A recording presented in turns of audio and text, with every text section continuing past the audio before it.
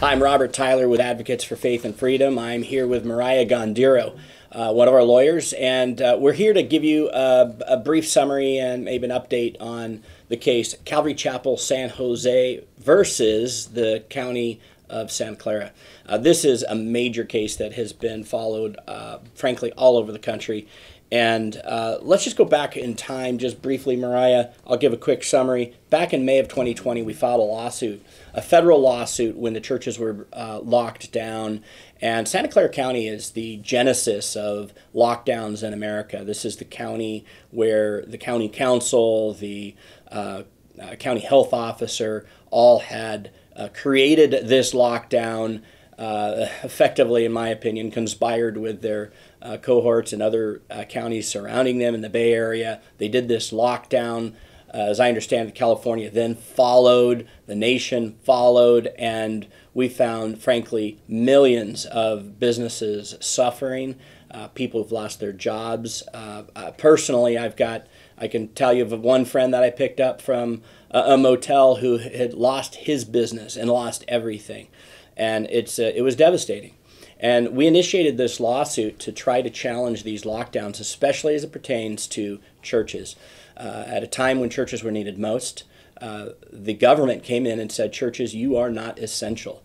And so we filed this lawsuit to challenge that under the Constitution, under the federal Constitution, even under the California Constitution. What then happened was the County of Santa Clara then sued in state court. They sued the church. So we've got one federal lawsuit going that we filed in Northern District of California, and then the County of Santa Clara files their own lawsuit against the church in the state court, and they sought an injunction. They got an injunction against Pastor Mike McClure at Calvary Chapel San Jose. That injunction was then enforced through a contempt order. Because the church said, we're going to stand our ground. We believe we have a constitutional right to be able to remain open, to be able to hold church services and worship. And the judge disagreed. Quite frankly, even though the Supreme Court had just recently ruled that churches had a right to meet. Then a couple months later, in early 2021, the court again issued a second order against the church, holding the pastor, holding the young pastor, the assistant pastor, Carson Atherley, both in contempt, as well as the church in contempt again, for continuing to gather, continuing to meet. This litigation continued. We basically took a strategy of kind of, frankly, somewhat of a slow play strategy, saying we're going to litigate this and we're going to allow some of these other cases to percolate to the Supreme Court because we're going to prevail in the long run. We knew we would. And sure enough, the Supreme Court made it very, very clear churches had the right to meet. The church continued to meet, continued to gather. However, the County of Santa Clara began issuing their own fines as well. Now, those fines have totaled approximately $3.8 million. That's in addition to the contempt sanctions that were issued in excess of $200,000 issued by the court against the church and against the pastors. So where we wind up most recently is we've got a courageous pastor, Mike McClure, and Carson Atherley, and this courageous church and this church body who are standing, and we continue to stand. You think that COVID-19's over? It's not. This battle continues. So here we are today. Mariah's been involved in the litigation. She was with me in court when we were defending Pastor Mike McClure, trying to keep him out of jail. And it worked. And so, Mariah, let's talk about today. We had a great ruling just a little over a week ago. And let's talk about that ruling. And that ruling was from the California Court of Appeal, where we had appealed the decisions by the judge holding Mike McClure, the church, Carson Atherley, in contempt of court, and the fines that exceeded $200,000.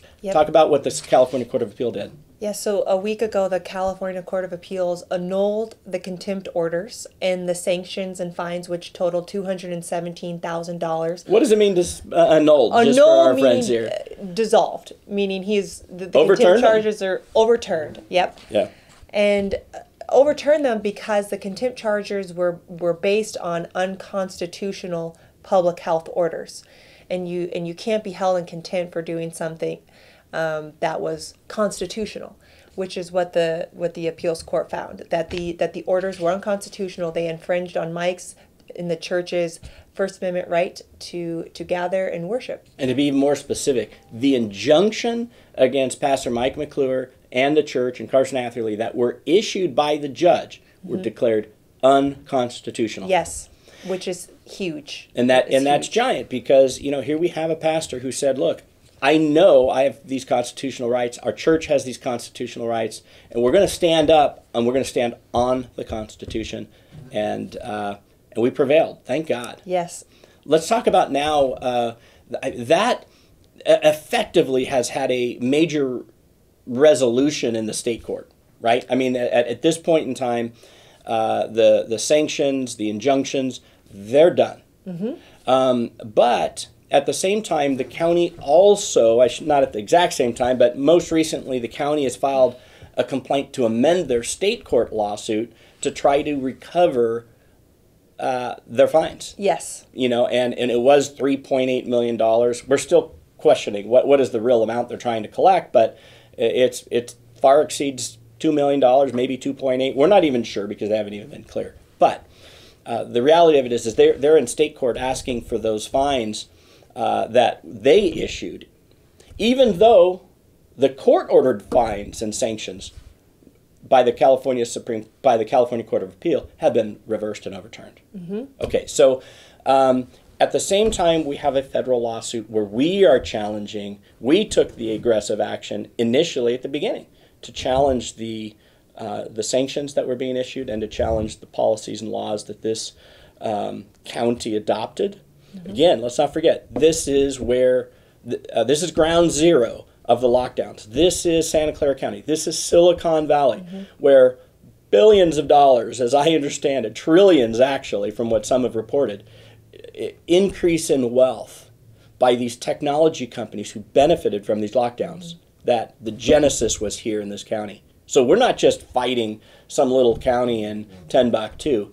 This is a David and Goliath battle. Yep. But let's talk about the federal lawsuit now. So where do we stand on the federal lawsuit? Tell us about the last time we were in court, and let's remember what the federal judge said. Yeah. So earlier in the spring of this year, the county tried to dismiss the lawsuit, but the court held that they tried to dismiss our lawsuit we filed. Yeah, they tried to dismiss our federal lawsuit on the grounds that we didn't state any claim for relief, but the federal judge found that we stated several viable claims for relief under the First Amendment in light of the Supreme Court decisions, and at the very end urged the county to settle the case and told the county specifically, I don't think you want to die on this hill.